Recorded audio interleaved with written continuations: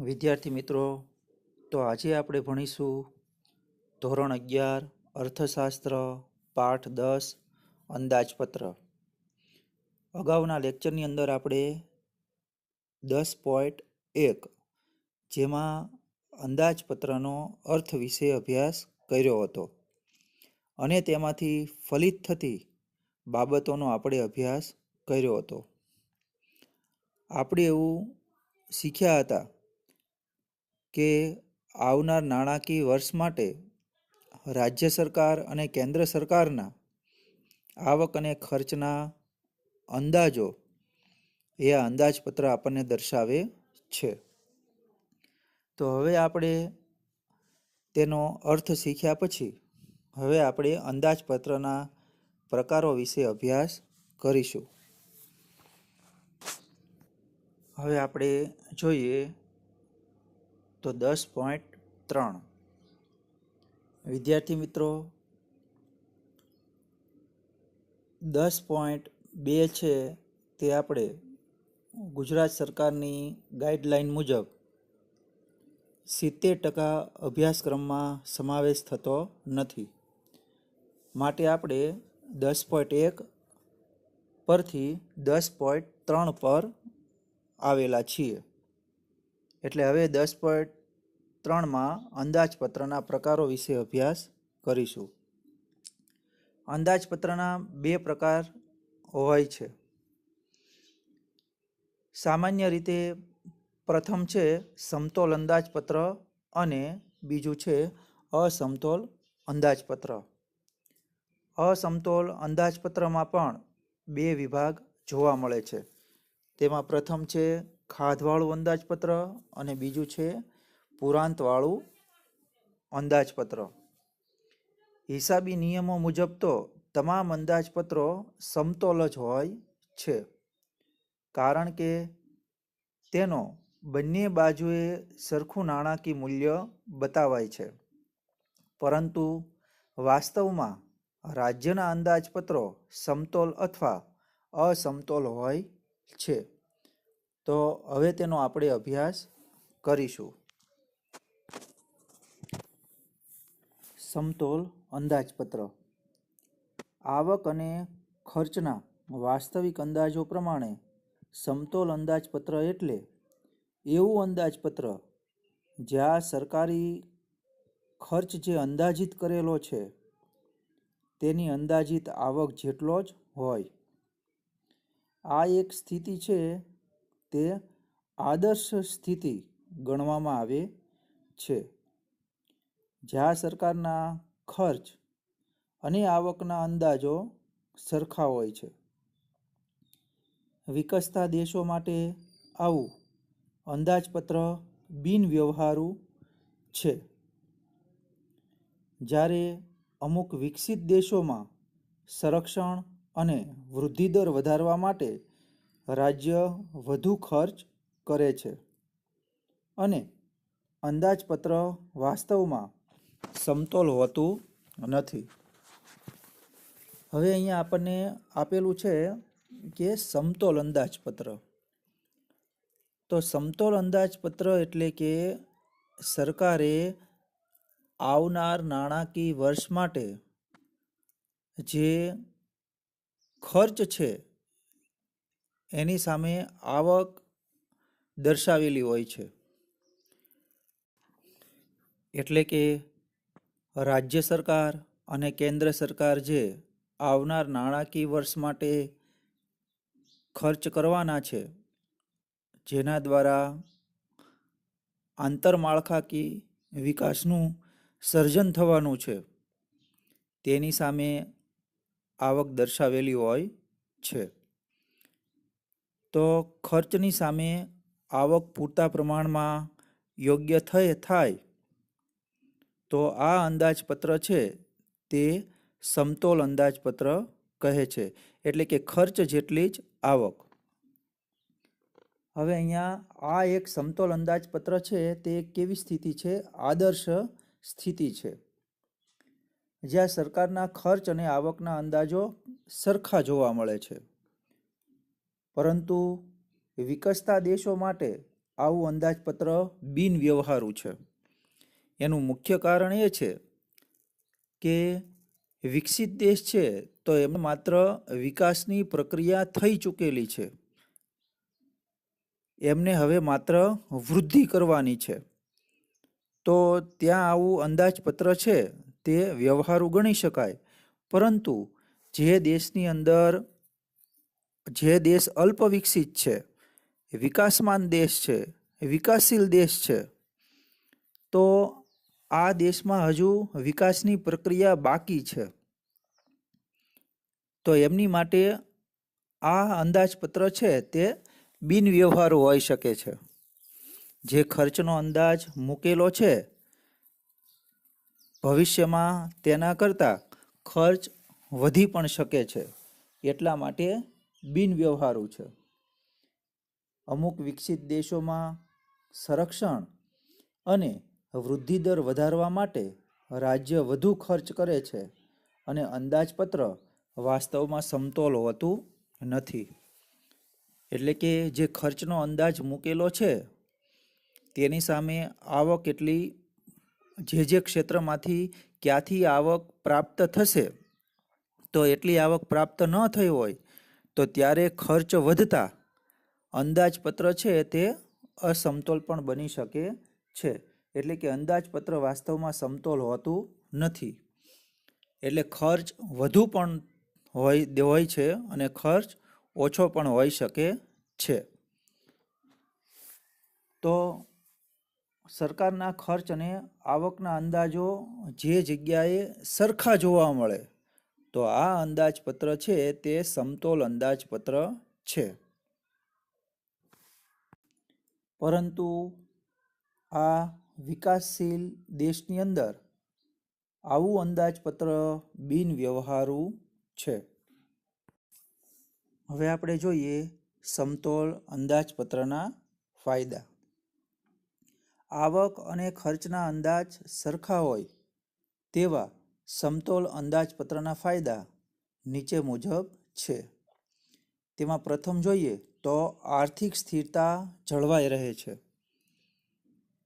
એટલે કે રાજ્ય સરકાર અને કેન્દ્ર સરકારે જે અગાઉથી નાણાકીય વર્ષ માટે અંદાજ જે રજૂ કર્યો છે તો તેના માટે આર્થિક સ્થિરતા જળવાઈ રહે છે. આર્થિક સ્થિરતાનો મિનિંગ છે, એનો અર્થ છે કે જે ખર્ચ નક્કી કરેલો છે તે અગાઉથી જ આપણે જાણી શકીએ છીએ, જેથી આપણને આવક છે તે કયા ક્ષેત્રમાંથી કેટલી પ્રાપ્ય કરવી અને દેશમાં વિકાસ કેટલો શક્ય બનાવવો તે અગાઉથી આપણે જાણી શકીએ છીએ, જેથી કરીને આર્થિક સ્થિરતા પણ જળવાઈ રહે છે. બીજું છે આવક અને ખર્ચના અંદાજો સરખા રહે તે માટે સરકાર બિનજરૂરી ખર્ચ તથા બિનજરૂરી વેરા ઘટાડે છે. અગાઉથી જ તે આપણને ખર્ચનો અંદાજ મળતો હોવાથી આવક અને ખર્ચના અંદાજો સરખા રહે તે માટે સરકાર છે તે બિનજરૂરી ખર્ચ પર અંકુશ રાખે છે, બિનજરૂરી વેરા ઘટાડે છે, જેથી કરીને ખર્ચની સામે આવક છે તે સરભર થઈ રહે. ત્રીજું સમતોલ અંદાજપત્રનો ફાયદો છે પ્રજા પર બોજ વધતો નથી. જો અંદાજપત્ર છે તે અસમતોલ બને, એટલે કે અસમતોલનો મિનિંગ છે કે અંદાજિત ખર્ચ છે તે નક્કી કરવામાં આવ્યો છે તેના કરતાં વધુ ખર્ચ થાય અને અંદાજપત્ર અસમતોલ બને તો પ્રજા પર એટલું બર્ડન, એટલે કે પ્રજા પર એટલો ભાર વધુ આવે છે, કરવેરાની ચૂકવણી વધુ લેવામાં આવે છે. તો અહીંયા પ્રજા પર બોજ વધતો નથી. એટલે કે ખર્ચની સામે જ આવક પ્રાપ્ય થાય તો અંદાજ છે તે યોગ્ય થઈ રહે છે અને પ્રજા પર બોજ કરવેરાનો વધતો નથી. હવે આપણે સમતોલ અંદાજપત્રના આપણે ફાયદાઓ જોયા. હવે એક સિક્કાની બે બાજુઓ હોય છે, તો તેવી રીતે સમતોલ અંદાજપત્રના ફાયદાની સાથે તેના ગેરફાયદાઓ પણ રહેલા છે. તો તેનો હવે આપણે અભ્યાસ કરીએ. સમતોલ અંદાજપત્રના ગેરફાયદા. એમાં પ્રથમ છે, સરકાર સમતોલ અંદાજપત્ર ટકાવવા માટે જરૂરી ખર્ચા ઘટાડે તો પ્રજાના કલ્યાણ પર અસર પડે છે. હવે આપણે જોઈએ તો સરકારે અગાઉથી આવનાર નાણાકીય વર્ષ માટે જે ખર્ચ કરવાનું નક્કી કરેલ હોય છે, તો યોગ્ય જો ખર્ચ ન થઈ શકે તો જે વિકાસની દિશા છે તે અવરોધાય છે. આંતરમાળખામાં એટલું બધું આંતરમાળખાનું સર્જન કરી શકાતું નથી. તો સરકાર સમતોલ અંદાજપત્ર ટકાવવા માટે જરૂરી ખર્ચા ઘટાડી દે તો પ્રજાના કલ્યાણ ઉપર અસર પડે છે. વિકસિત દેશની સાથે આપણો જે વિકસતો દેશ છે, તો વિકસિત દેશની હરોળમાં આપણો દેશ વિકાસ કરી શકતો નથી.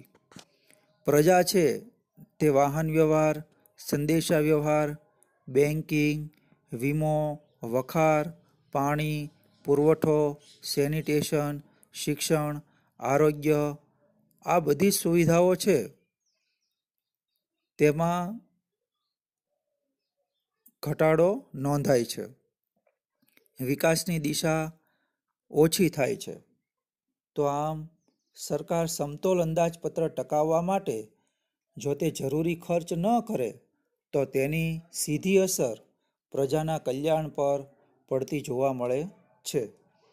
હવે બીજું છે, સમતોલ અંદાજપત્રના ગેરફાયદામાં બીજું, સરકાર ખર્ચ ન ઘટાડે અને સમતોલ અંદાજપત્ર જાળવવા વેરા વધારે તો પ્રજા પર બોજ વધે છે, તો તે આર્થિક વિકાસને અવરોધરૂપ બને છે.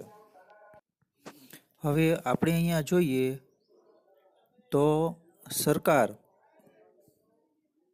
એ ખર્ચ ઘટાડતી નથી અને સમતોલ અંદાજપત્ર જાળવવા તે વેરા વધારે છે. વેરા વધતા પ્રજાની અંદર બોજ વધે છે.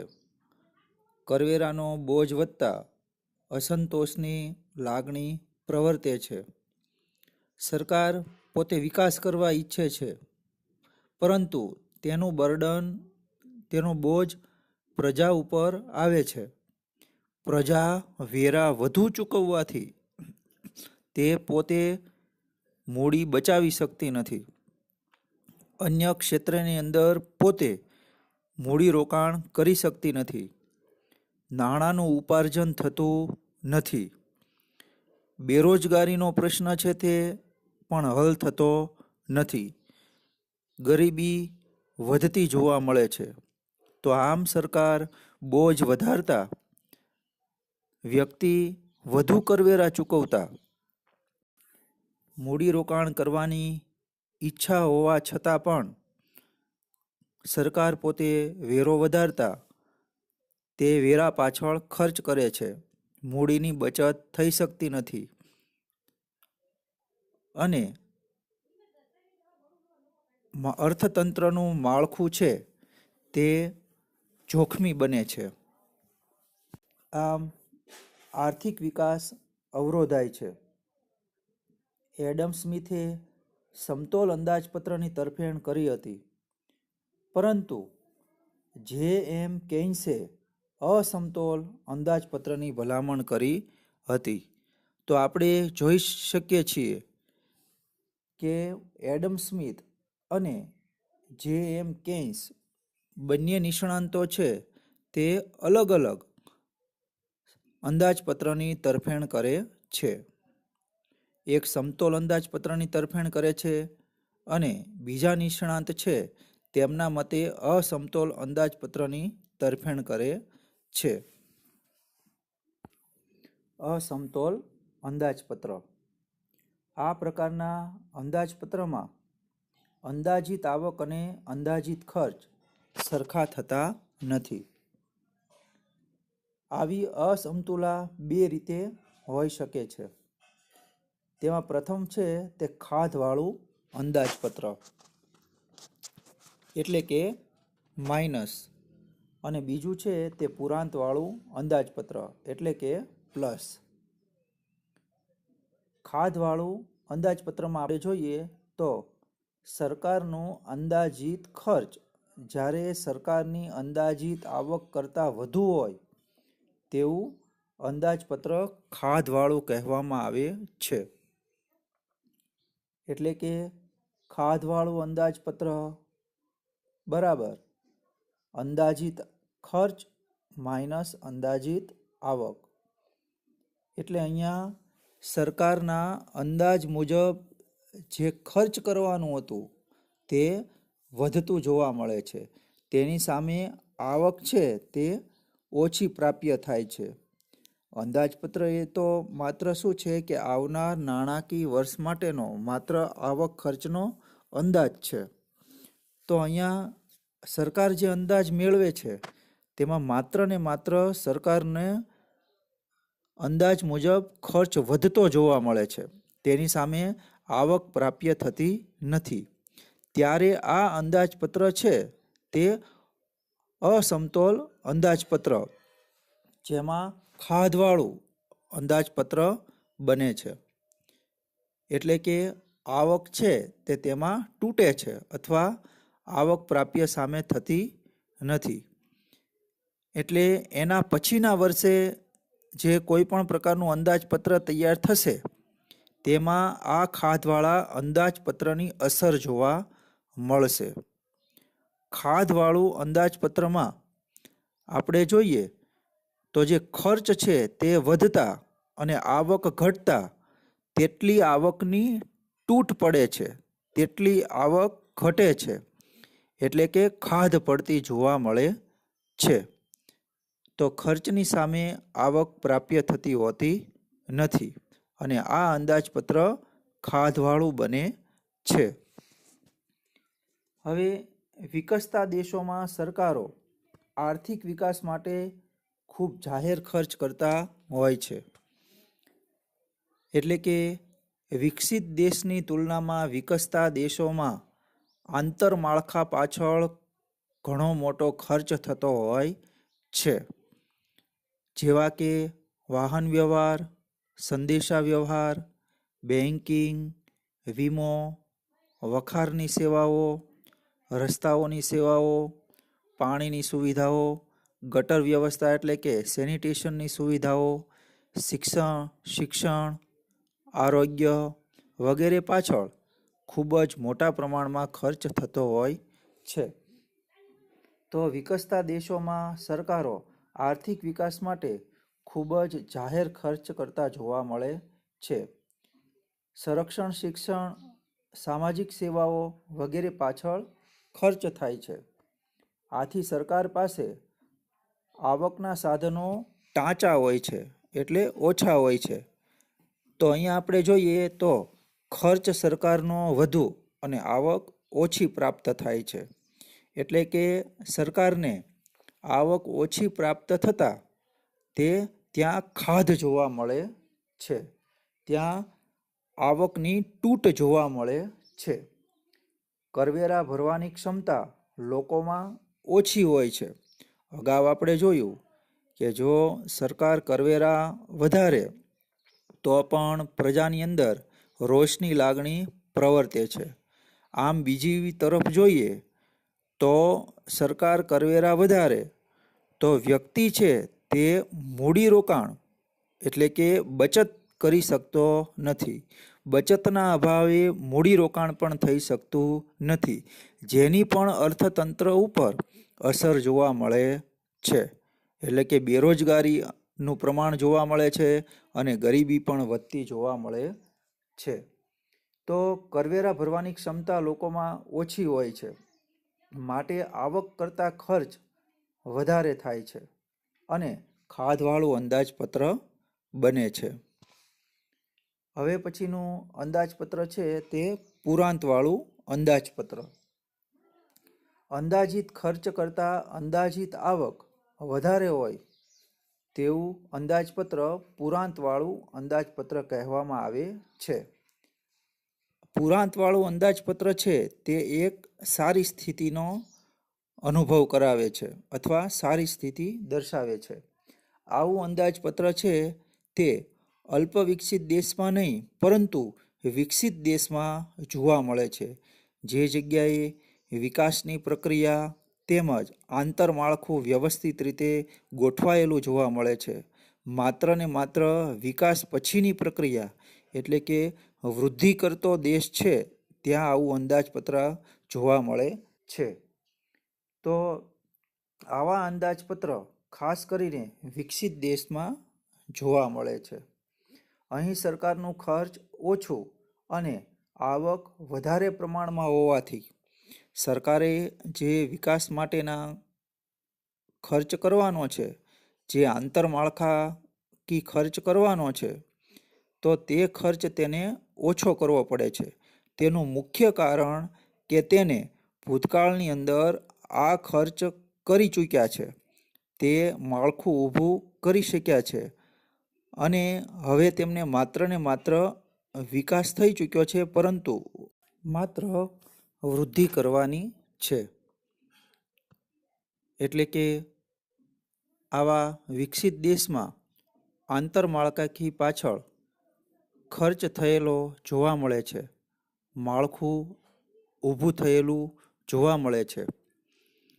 સરકારે પ્રજા પર કોઈ પણ પ્રકારના વેરાઓ વધુ વસૂલવામાં આવતા નથી, જેથી કરીને પ્રજા પર પણ ઓછો બોજ પડે છે.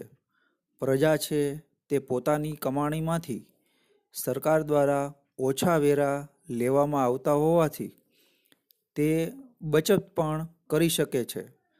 બચત થવાથી સામે મૂડીરોકાણ પણ અર્થતંત્રની અંદર વધે છે, રોજગારીનું સર્જન થાય છે અને સામે ગરીબી પણ ઓછી જોવા મળે છે.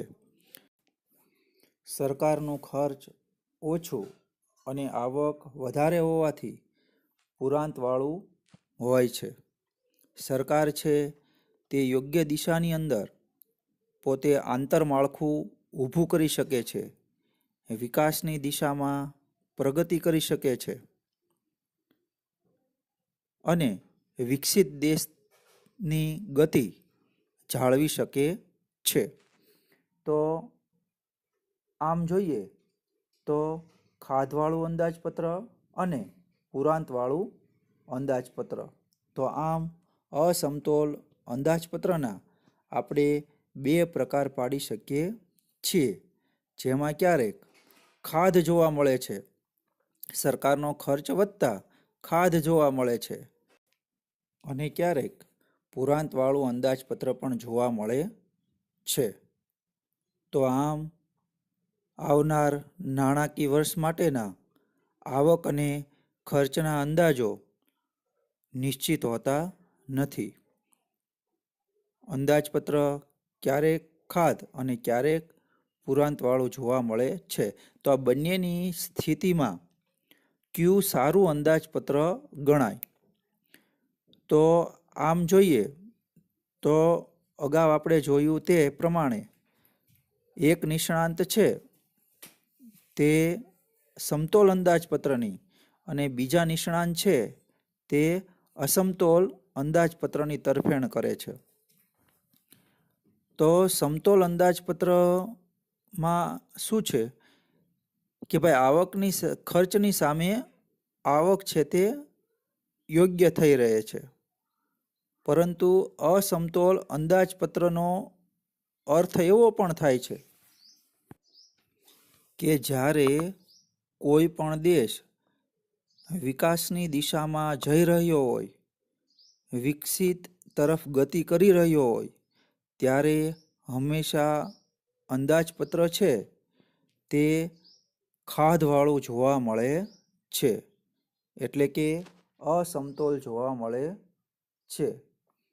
તો આવી રીતે અસમતોલ અંદાજપત્ર ક્યારેક ખાધવાળું અને ક્યારેક પુરાંતવાળું જોવા મળે છે.